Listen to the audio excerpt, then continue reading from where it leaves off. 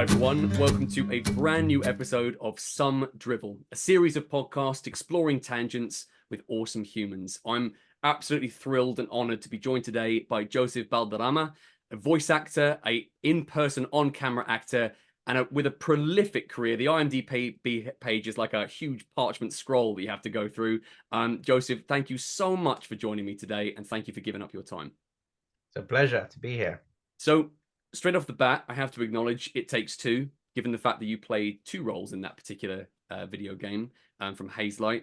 It was Cody and Dr. Hakim, correct? Correct, yeah. Could not be more opposing characters in terms of the approach to the voice and in terms of their characterization. Something that really fascinates me as someone that's really passionate about acting and performance is differentiation, finding ways to sort of, draw a clear through line between characters.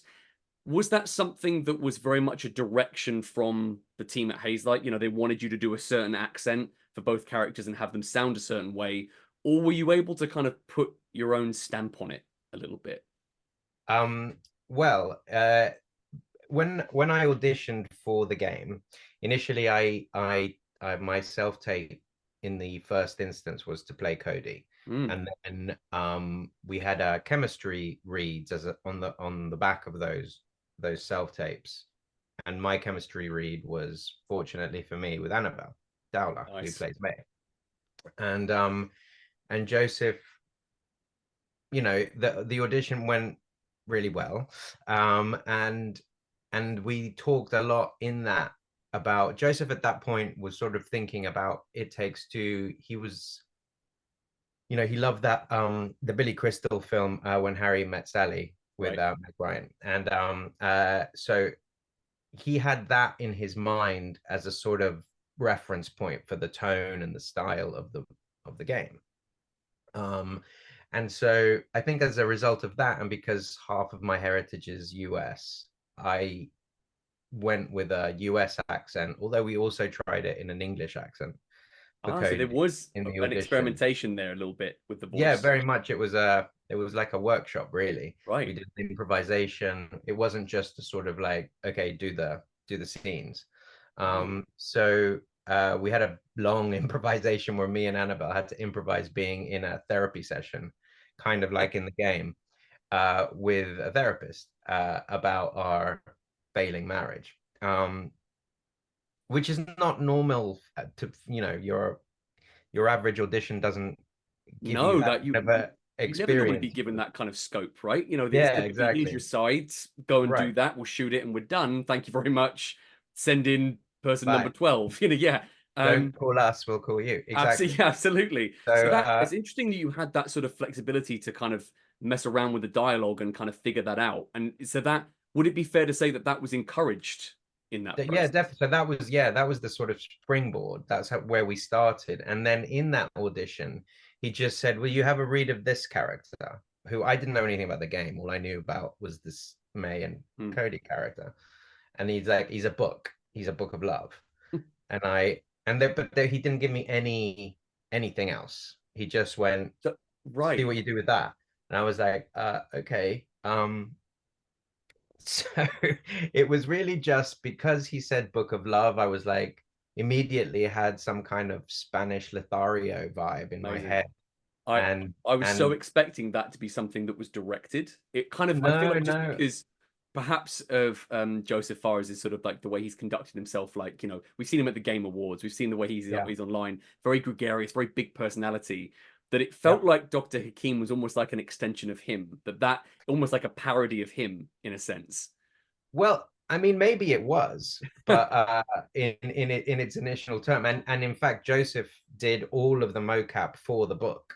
Right. He did all the physical sort of what you see the book, how you see the book move. Yeah, was Joseph. So I, in some ways, I think it was, but I don't think he knew what he sounded like. Right. So he was doing all of the sort of like the physicality without tying that necessarily to an accent, to a voice. I mean, when we did it, when we shot it, he can only speak one way. So that's how that he doesn't have a facility for accents really. So he's just his Lebanese, Swedish mashup of an accent that he has. So he just spoke like himself, but he obviously physicalized the book in a way which had to be respected when I then essentially ADR'd his Mm, performance. So the structure of it would be that we would go and spend 2 or 3 days in Stockholm, shoot an enormous amount of, like, we'd go through like 30 sides in 2 days, right. Okay. and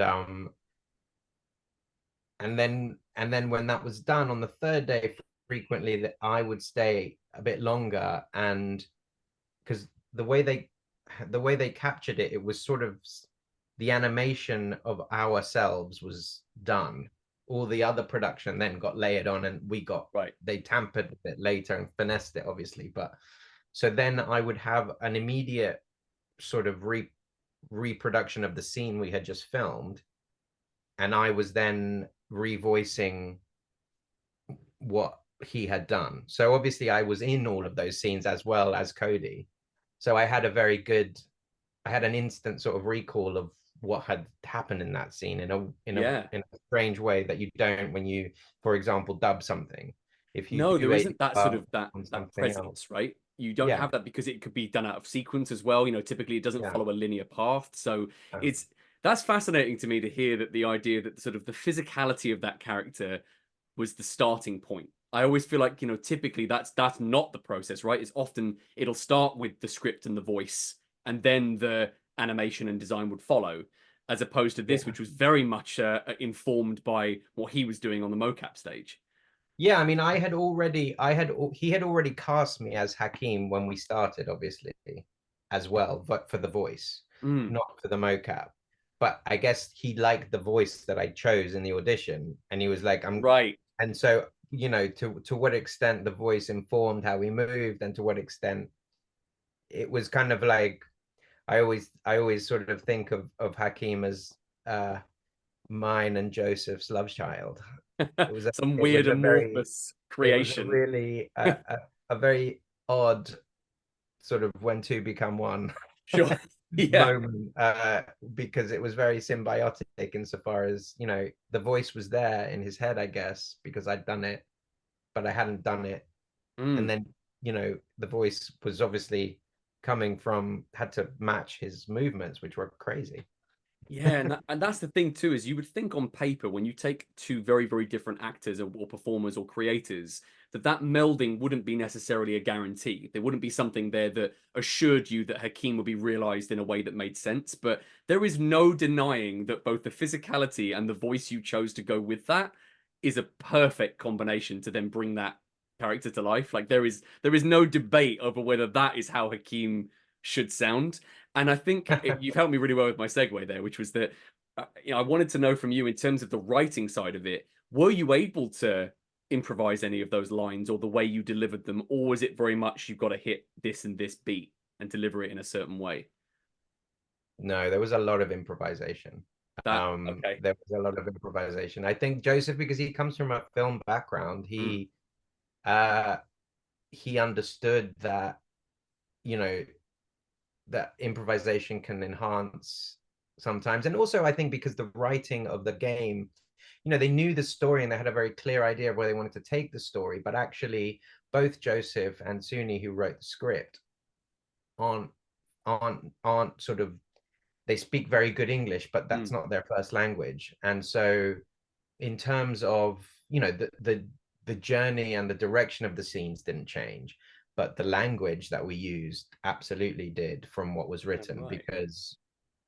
because I am Hispanic. Mm, I have also American heritage, and equally Annabelle, she would say, an English person wouldn't really ever say this. This sounds kind of American. And also, with Annabelle, she kind of, as we both did with Cody and with May, we kind of inhabited those characters in a way where we kind of felt like, well, we wouldn't really say this, and sure. maybe I should have this kind of an exchange here as opposed to that. And we're still, we were all driving to the same endpoint, but the routes were open for, it was a really collaborative and satisfying uh process in that respect. Nice. And I suppose Because rooted in that idea of authenticity, you know, what's the most yeah, authentic version of that character? It's yeah, great that you had that freedom and scope because I won't speak for you, but I know that for some actors, the idea of being told, oh, just do a fun run. There's the script, there's the premise, but, you know, go at it. A lot of actors might sort of find that quite almost crippling. They'd be paralyzed by that because it's almost too freeing. There's too much choice. So I was mm. curious for you in terms of how you'd approach not necessarily just this character, but any role like that. Do you prefer having a bit of scope to put your stamp on it, or is it nice to have a director that says, this is the line, this is how I want it done? Personally, I always relish being given license to Nice. play outside of what is there. I mean, sometimes the writing is so good that you don't really want to, or sometimes, Right. you know, whatever you sometimes you kind of realize that what you're trying to do doesn't serve the story or the scene, and actually it's, you know, but you, if you're allowed the license to find that out, I think it's great. I Yeah. personally love improvising. I've always loved it. I've always, you know, since drama school, like I've just been, it's been a discipline which I've really enjoyed. And I always, you know, especially when I get self tapes and stuff, sometimes it's not that well written.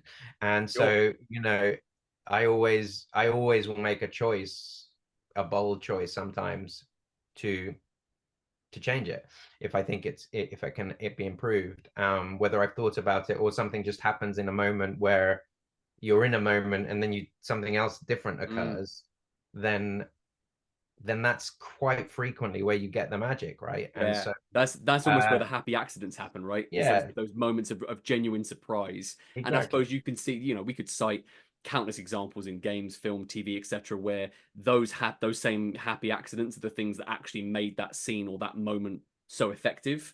Totally. I always think back to there's an episode of Parks and Recreation where uh Leslie, the character Leslie, has the flu, and Uh-huh. Chris Pratt's character, as the camera whip pans to him, he just says, "Oh, Leslie, I typed your symptoms into this thing up here, and it says you could have network connectivity issues."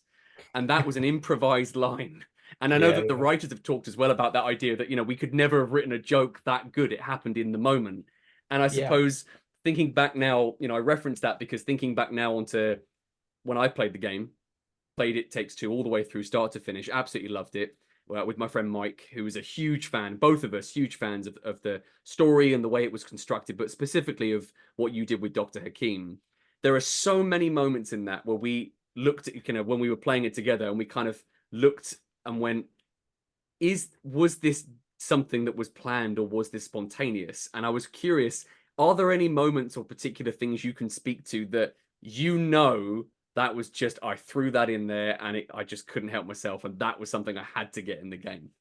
Hakim especially, a lot of it was improvised, Yeah. because partly because Joseph never remembered the lines when we were filming the mocap. Nice. And so there were things that he had to say for the game mechanics and for the narrative of the story, to, like, Hakim is the, you know, if you look at his function is to guide them to the Yeah. next Almost a place. And narrator in so, a sense, isn't he? Like of he's course, yeah, connective. very much so. And so there were elements of information which needed to be there. Yes. But Yeah, yeah. beyond that, it was kind of like free reign. And I think because I had been in the scenes when they were filmed, Mm. that facilitated a whole new episode of impro to to to sort of happen, because I was so familiar with the scene Right, of when we course. shot it. And so that just gave me like an extra sort of dimension of information, I suppose, Mm. and source material to, To then draw from. yeah. Yeah. And so I think, you know, like a lot of the end lines, a lot of the taglines and the outros, if you want to call them that, were just bits that I was watching it as I was ADRing it, and Mm. it just came by, Oh, brilliant. you know what I mean? And so the turns of phrases, a lot of them collaboration, that wasn't me, but that was in the Mm. script.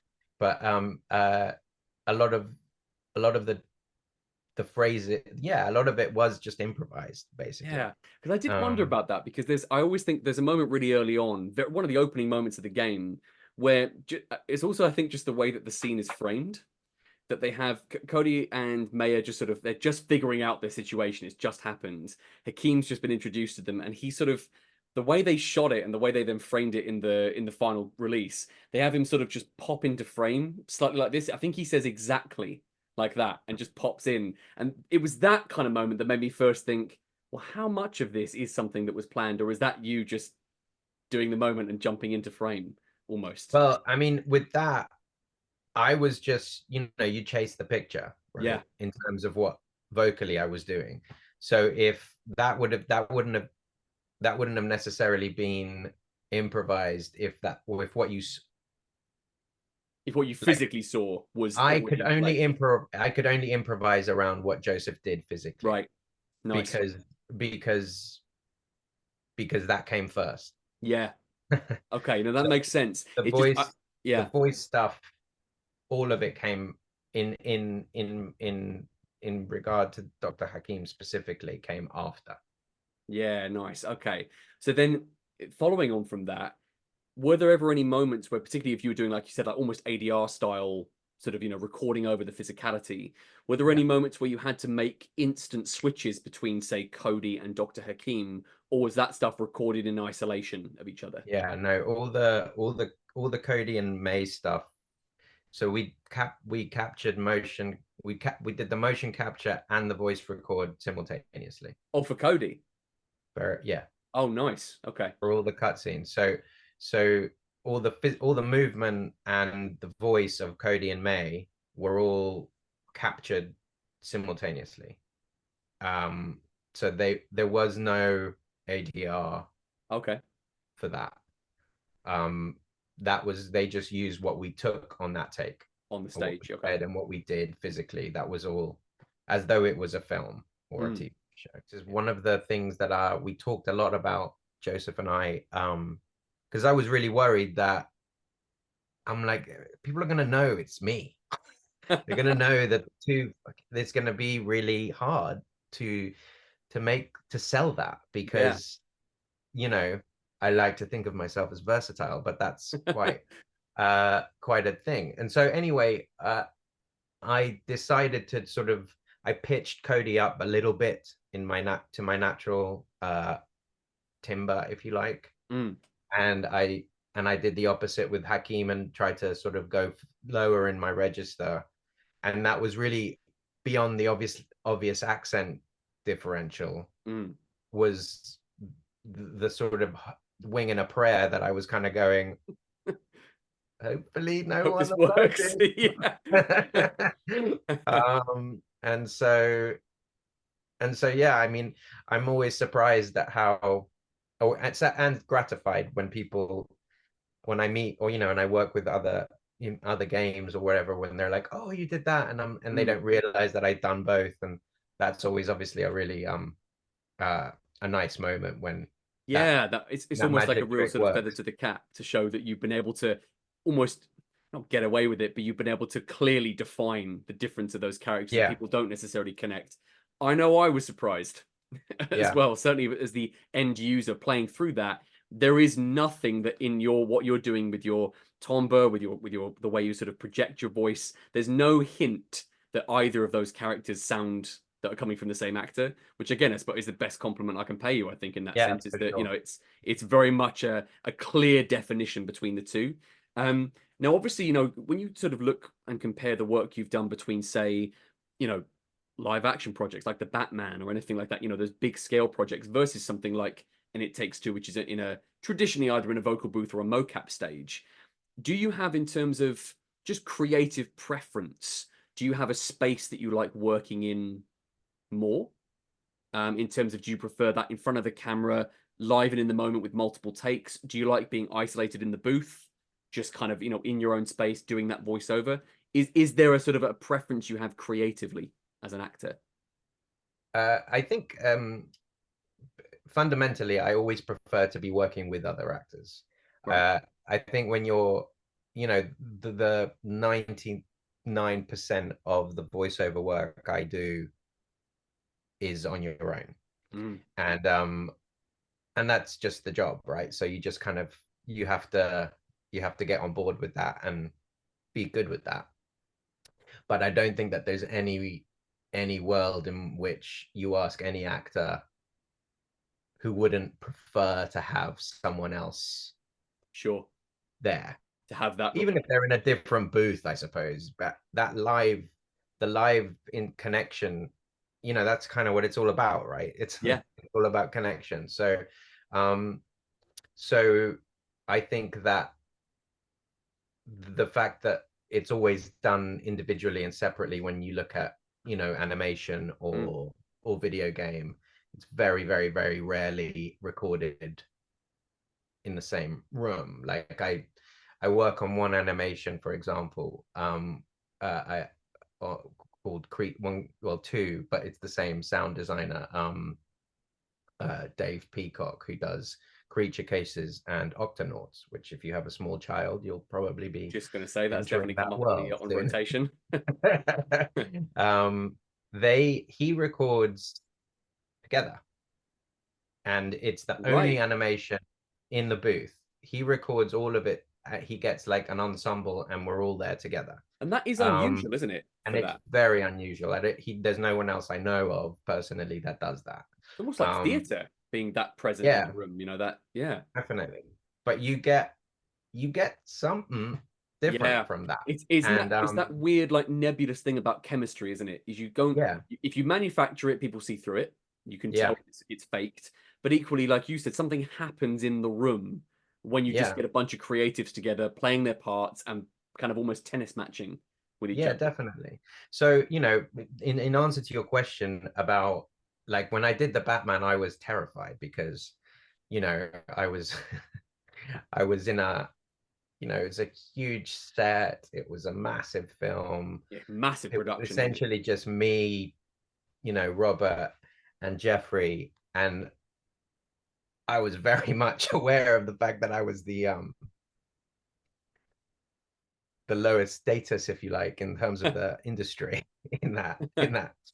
Not that I have to say, not that anyone treated me in that way at all. But that's nice to hear, though. Actually, I knew. Yeah, that even though you had that sort of slight self-awareness, that you didn't get a sense of that within the set. No, they were, on that set was everyone on that set was incredibly generous, and it came from from the director and from Robert, and everyone couldn't have been nicer, and couldn't have been more like, no one that didn't even come into the conversation. But that internally, that was very much my sort of monologue. Thought process was like, oh God, I better not fuck this up, because totally, because we're playing high stakes here. And so that was stressful for me. But and a different kind of stress too than just the day-to-day of actually creating the thing or working on the project. It's almost like the more emotional toll that can have in terms of your place in the hierarchy in the cast, or where you feel like you fit in. That is a very different kind of pressure in a way, isn't it? I suppose. Definitely, yeah, it is. It is a very different kind of pressure, because you're thinking about things that you shouldn't be thinking about. No, it's supposed to be that aren't very helpful for doing what you need to be there doing. So, I mean, it did sort of, it did dissolve, but that's just, that's part of the gig, I guess. But if you're asking me, like, what the most enjoyable space is, It Takes Two, I think, was one of the most enjoyable processes on all levels that I've ever had professionally. Because of the way, like I said to you, like we would get through roughly 30 pages of dialogue in 2 to 3 days, which, if you convert that, for the Batman, for example, we shot that scene for 7 days. That one sequence? Yes. Wow. And that was 1.5 pages. Yeah, I was going to say there's hard a few moments of dialogue, isn't it? Right. So, and I think, well, the Batman was a different beast insofar as it was, it was a huge army of people were involved in the making of that on set and so on, from from top to bottom, but like that is the structure. When you do TV or film, you will, you know, you would 30 pages would take you a minimum probably of a month on Right, yeah, of an course. efficient set. Yeah, that it's such a different pace as well than what you'd be used to if you're working on, say, like you Yeah, said, like a traditional TV or film yeah. environment. So it's I mean, lovely not to hear maybe, actually that it was so maybe more nice. like, yeah, yeah. I mean, maybe more like on soaps. I guess they have a much higher a turnover Mm, in terms of what they shoot in a day. But it was rapid. But what was great about it is that there wasn't all the hanging around that you get on a film set or on a TV set, where mm, basically you're there to do your job, but you only get a relatively small amount of time to do your job, because right. there are grips, there's lighting, there's all manner of other people doing their jobs on a film set or a TV set that take longer. Traditionally, that's where the waiting comes from, isn't it? Is Yeah, rigging the lights, getting everything ready, and yeah, then you could be on standby for sometimes hours at a time, right? Before they're actually ready yeah. to shoot something. Yeah, and if you're shooting on location and it's outdoors and the sun's not in the right place, like you can be waiting for all manner of things, not just Mm, people to do their jobs, but the light to be in the right, whatever it is. But uh and so therefore the pressure to do your job in the moments that you get to do your job are higher as a yeah. result of all of that waiting around. And it's sort of, that's the hard thing about making films and TV shows, is that you have to maintain that level of concentration where you can like switch off, but then switch it back on really fast and being able to like hit the ground running and hit your marks.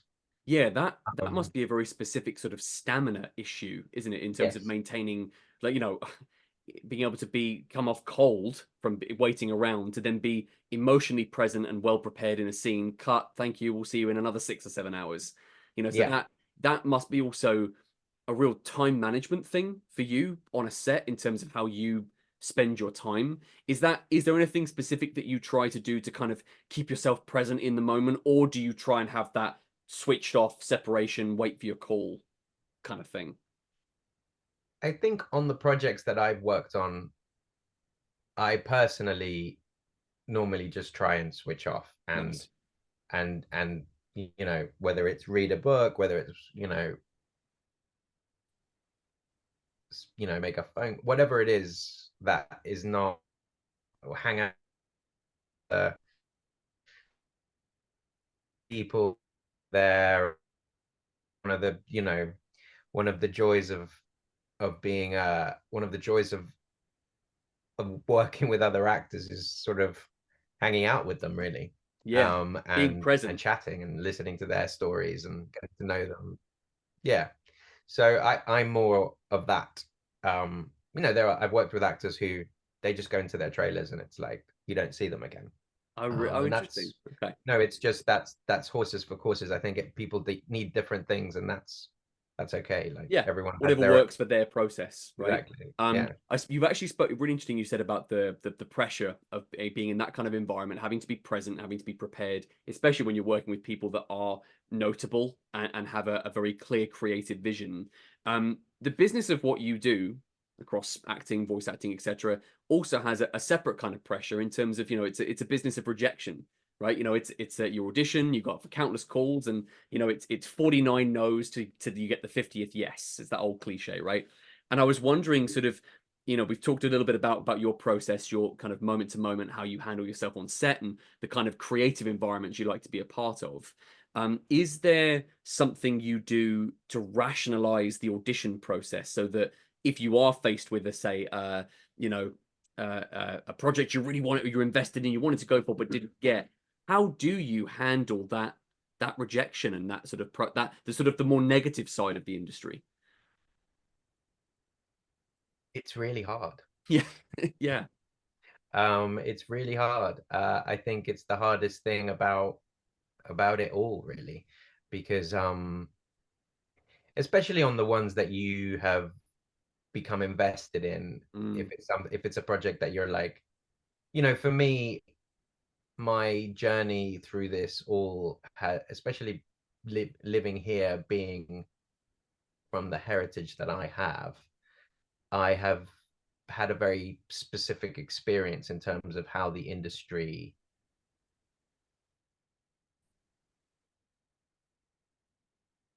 will face me. And so I always was sort of struggling against or rage against the machine in terms of like, I don't want to be, you know, just categorized by my ethnicity. Right. Um, and yet, you know, very much the successes that I've had, or the parts that I've got that have led somewhere, have been because of my ethnicity. So, you know, I don't, somewhere in there is the truth of how we all kind of get on in the business or whatever. But I guess the way that I deal with rejection is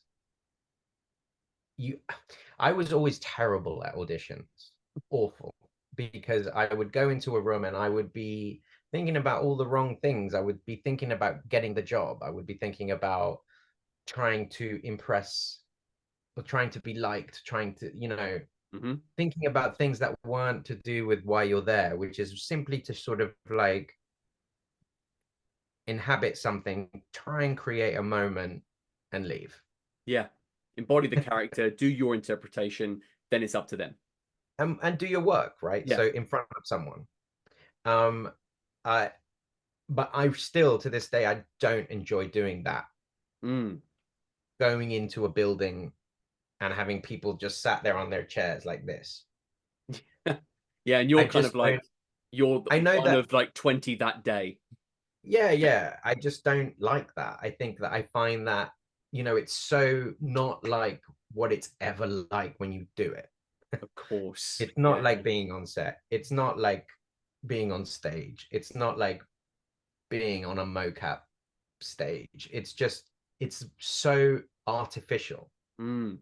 The audition process. And so for me, I love self-tapes because I can create the environment that I want and I can control every aspect of it. And I don't have anyone else interfering with that process. And I don't mean that, you know, I'm talking about directors, and so I don't mean that I find directors an interference. No, but I know what you mean though. You but get to deliver the vision that you have for that. I can just moment. give them, I can give them my version of what I want to give them. Yeah, and nice. decide what they want to do with that. That's Whether great. they like it or not. And so I find it really hard to replicate that in an alien environment, which is always sanitized, which is always not a safe space. Even though I don't mean that because people are, you know, you just feel that people are going to judge you. Totally. And it's very difficult to like pretend that they're not.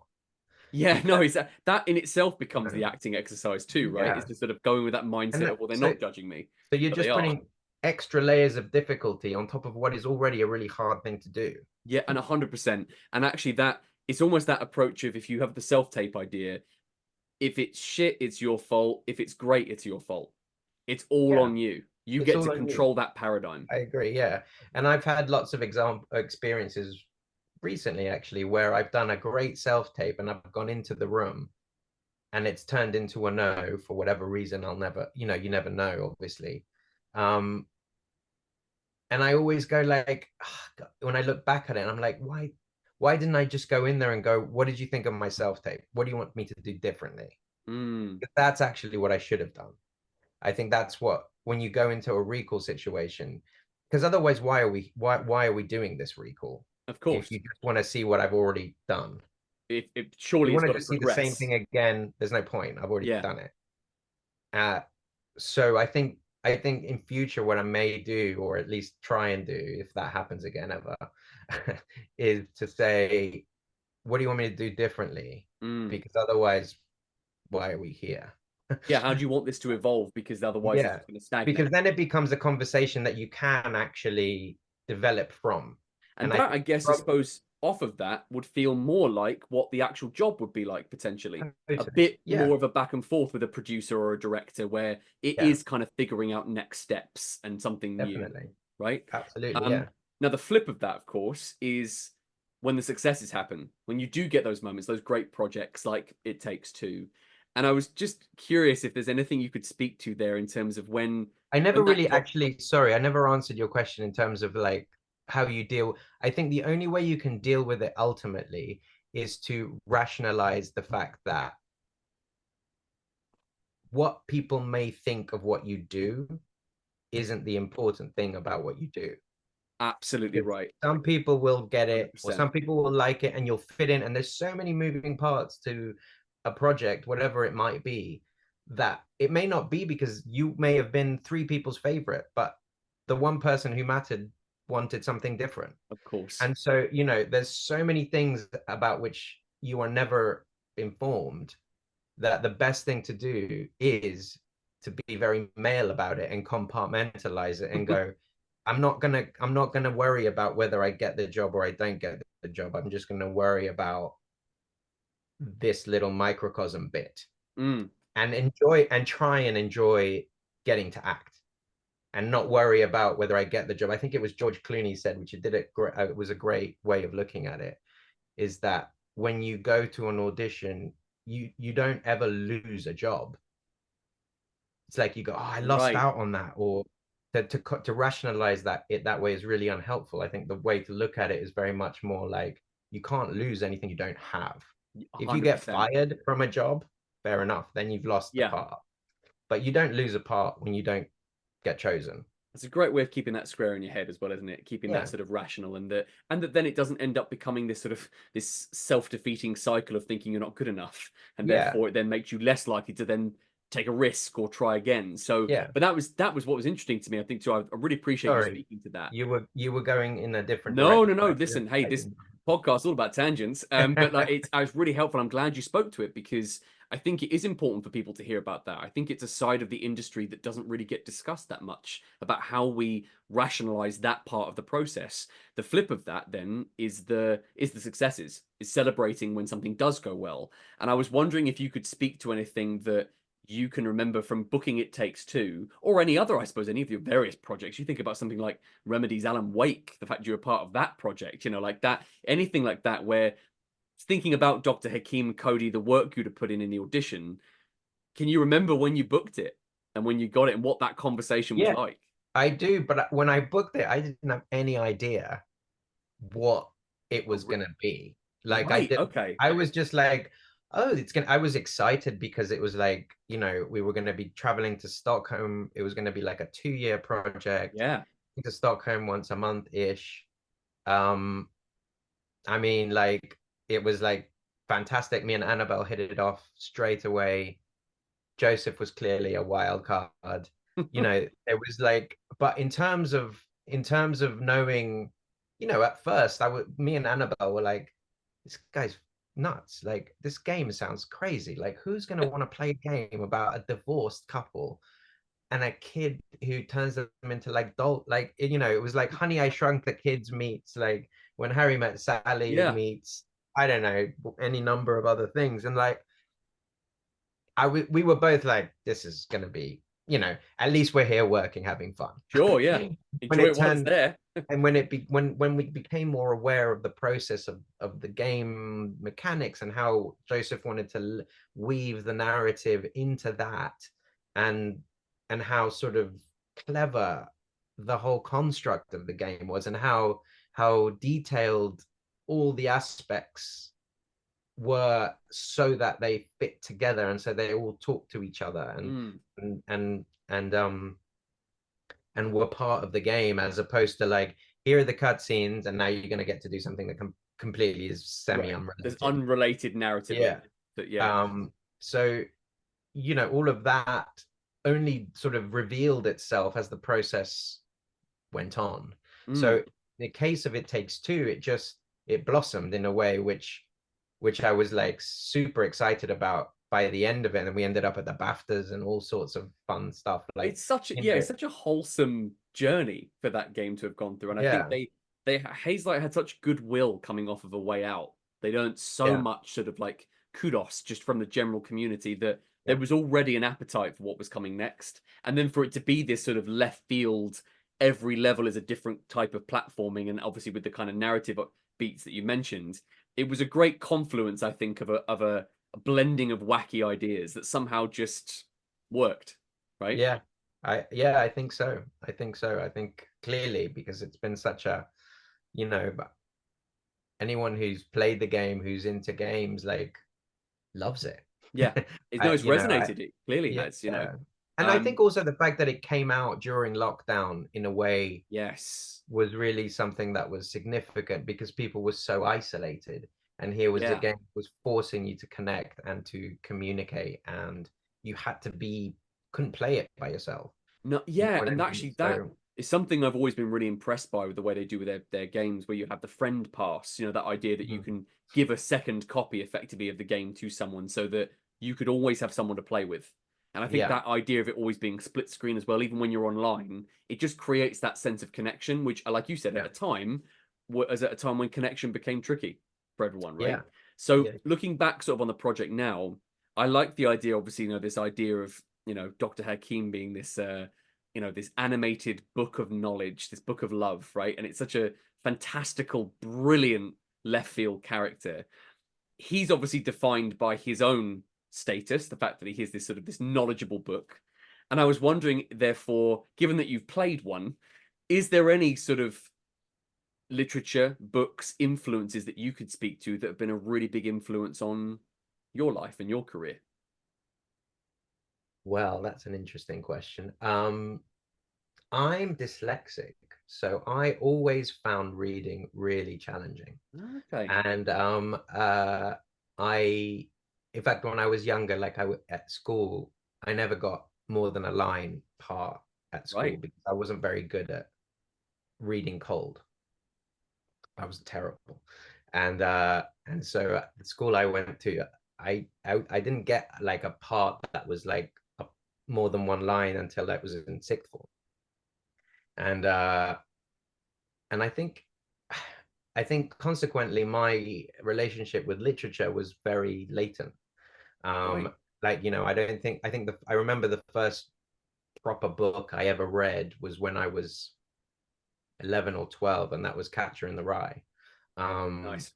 and that was the first time where I was like understood that, or I realized that it was an enjoyable thing to do, Mm. as opposed to something that was torturous, because my mum gave it to me to read, not because it really, you know, we weren't studying it at school or anything. She was just like, you need to read a book.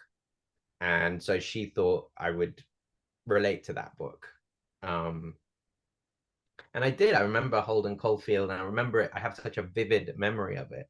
I think the my issue is that I realized as I became to understand my particular form of dyslexia, is that I just realized that I just read very slowly. And All right. So it's a if pacing. I yeah, if I Right. read, if I try and skim read anything, I just don't. I don't. It doesn't make any sense. I may as Mm. well be looking at shapes.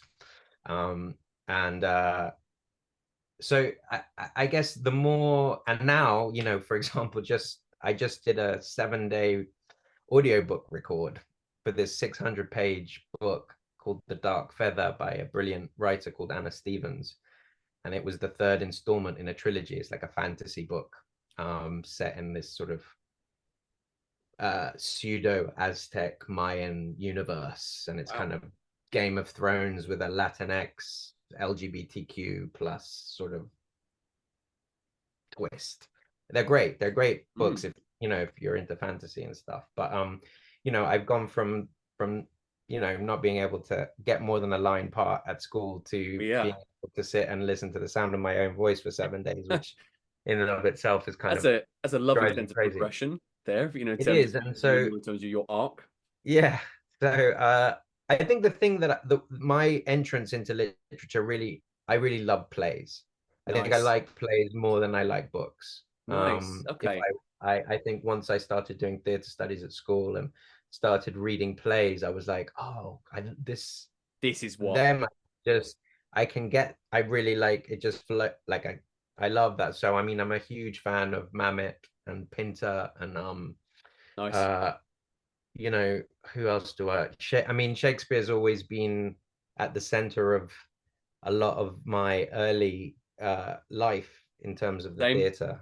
Um, and so I always loved it, and I was lucky that I was in a youth theater outside of school, and the woman who ran it um saw something in me that, she really helped me, Jacqueline, and she sort of cast me in all these great parts in these big Shakespeare plays. Oh, And I fabulous. sort of kind of had an introduction into language via her that in English literature it didn't really happen that way. No, because But I suppose in consequently, some when I senses got to older and I got to A level or whatever, I was like, oh, I get this.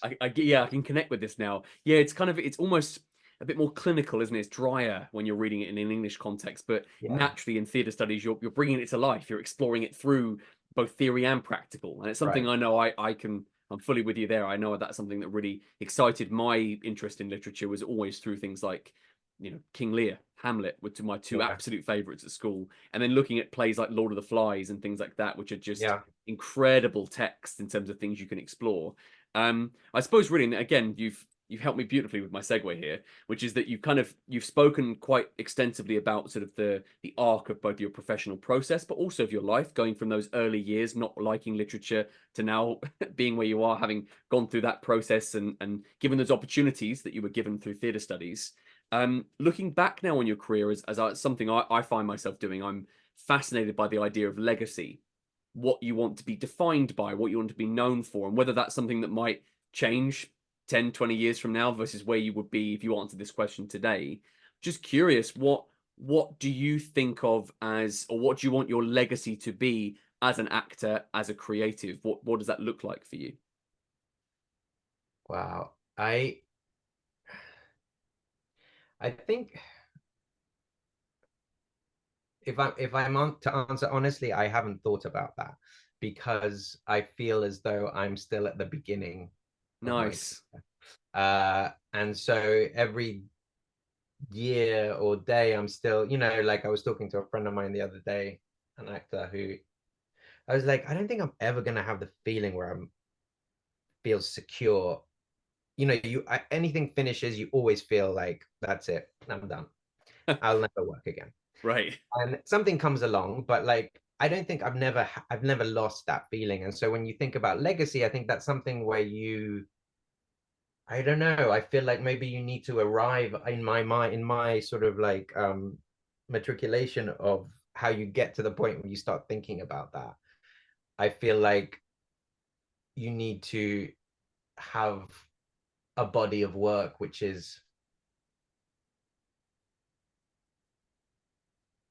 that has a magnitude to it. Yeah, You know what I interesting. mean? And so I feel like I'm still like hustling to arrive in up to a place where I'm like, this is my corner of this space. Right. And if Yeah, you yeah. want this, this is where you come. Yeah, this is the niche I've carved. Yeah. For And this, so yes. I guess if I were to sort of indulge in the idea of what a legacy could be, I'd love to be known for being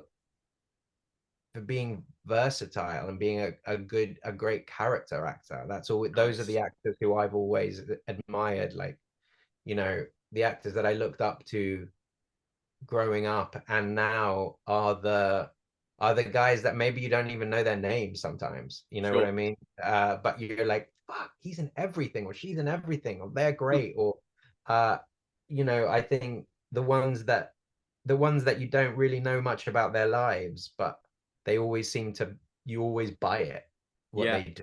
And And I ultimately think, it's about being believable, being present, being yeah, believable, and that be the thing that defines you. yeah. And I think if I could have a legacy, as if I ever will have a legacy, then I think it would be for for for people not realizing that those two were the same guy, Nice. Nice. in Well, different look, projects. Joseph, thank you so much for giving up your time and talking so extensively about your career, your process, and Yeah, everything in between. You have absolutely helped me with my segues and my structure with that. So thank you so much for your time. Ladies and gentlemen, thank you so much for tuning in. This has been the Some Drivel Podcast. We'll be back every week with brand new episodes, talking to fantastic humans like Joseph, sharing their process and their thoughts about what they do and what it is that drives them and makes them tick. Joseph, thank you again for your time, and we'll see you in the next episode. Thanks.